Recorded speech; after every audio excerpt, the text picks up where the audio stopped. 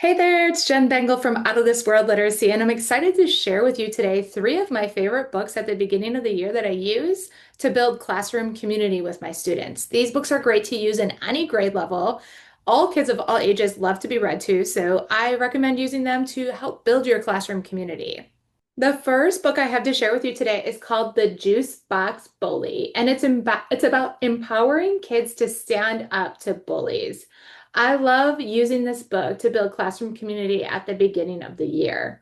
I have the kids create a class statement, kind of a anti-bullying pledge, and we create a statement on how we're not going to tolerate any bullying in our classroom this year, and everybody signs that pledge as an agreement. So you can create your own anti-bullying statement with your students and put it on an anchor chart and have everyone sign that pledge. And then they can almost copy that into their readers' notebooks or their writers' notebooks at the beginning so that you know everyone is committed to no bullies in your classroom this year. The second book I have to help you build classroom community is called Spaghetti in a Hot Dog Bun. And it's about this girl named Lucy, and Lucy's just not like all the rest. She's her own little being, and she marches to the beat of her own drum. This book is great because not only does it touch on a little bit of bullying too, but it helps kids understand that everybody's unique and we should all be able to be ourselves. So no matter what your kids' likes or dislikes are in the classroom, that's okay. And we will not tolerate anyone bullying, and everyone is allowed to express themselves the way that they feel best matches who they are. I have a couple ideas that you can use after you finish reading this book.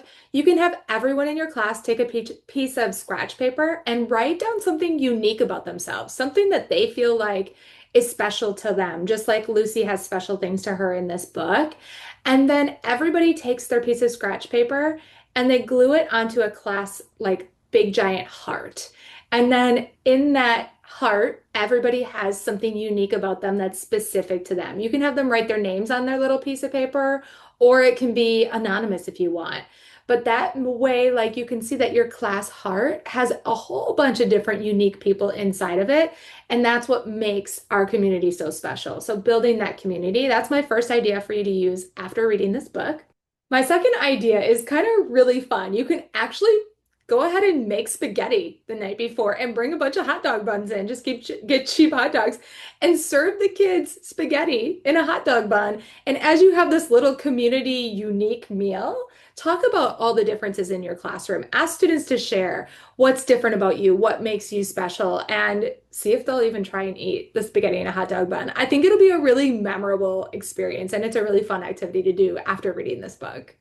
The last book I have today to share with you about building classroom community is called The Girl Who Never Makes Mistakes or Never Made Mistakes. So this is about a girl named Beatrice, and she goes through her whole day just being absolutely perfect. And she just has to be perfect. She wouldn't know what to do if she wasn't perfect.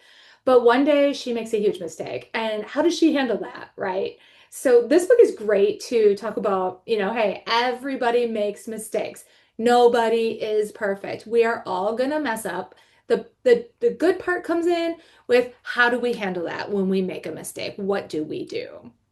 I have two ideas as follow-up activities after you read this book. One is you can start a class anchor chart and maybe title it like Mistakes We Have Made. And you as the teacher can say, hey, Miss Bengal's even made mistakes before. Here's three that I've made. And you could write these ahead of time on the chart to save some time, or you can write them as you're talking and just be a little bit vulnerable, share some mistakes you've made. Maybe you've gotten the math problem wrong in class before, which happens to me all the time. And you need to own, hey, that was the wrong answer. I messed up. Thanks for helping me with my mistake.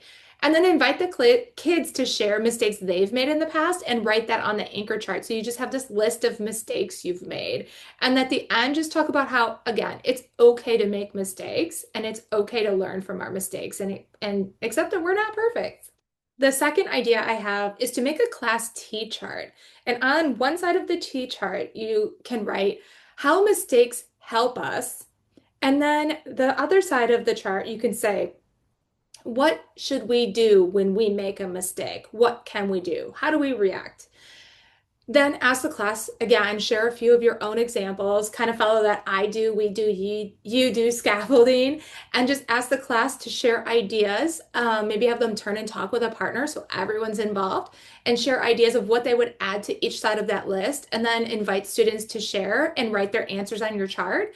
And then you have a class anchor chart of what we do when we make mistakes. How can we handle that? And this is just a great way to help them build not only that tool and that resource in class to be able to manage through their mistakes, but that's just a great life skill as well. So those are my three books on how you can build classroom community this year in your classroom and the ideas I have for each one. I hope you enjoy, and you can grab the links for these to get them in the description down below. And don't forget to subscribe. Thanks so much. Bye.